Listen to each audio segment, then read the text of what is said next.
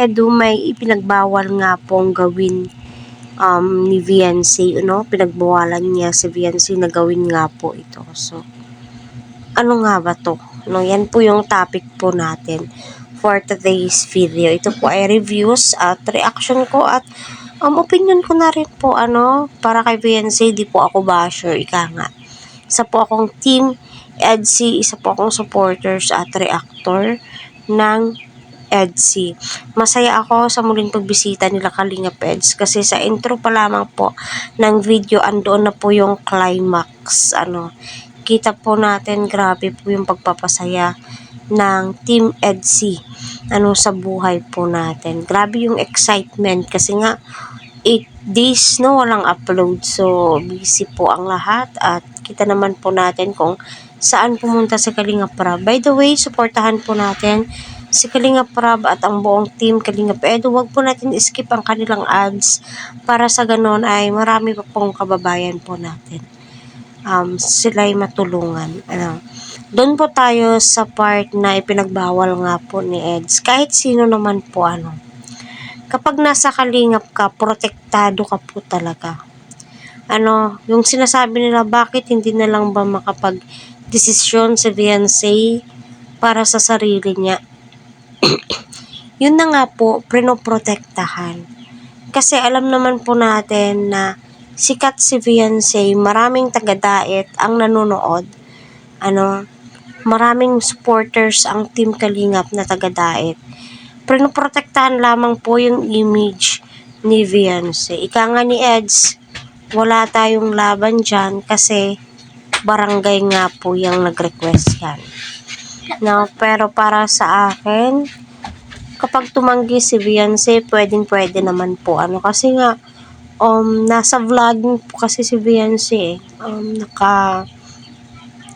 nakatoka siya sa pagbablog. Hirap naman po kapag busy si Viancy sa pag-muse.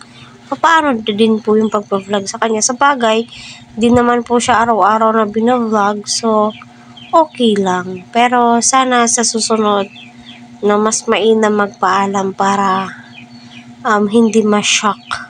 Kasi di naman po natin alam kung ano yung magiging reaction ng bawat isa, diba?